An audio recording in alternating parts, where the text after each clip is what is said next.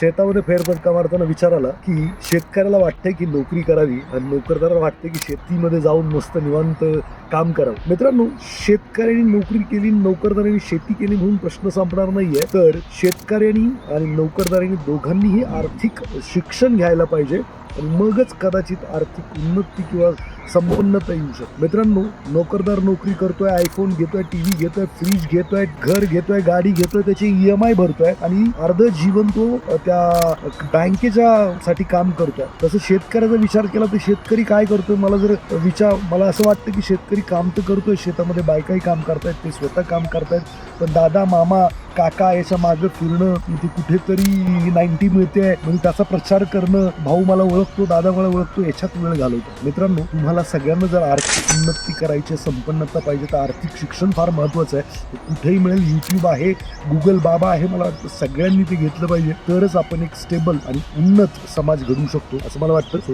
नक्कीच आर्थिक शिक्षणाबद्दल सगळ्यांनी मनापासून विचार करावा. एवढी विनंती. धन्यवाद.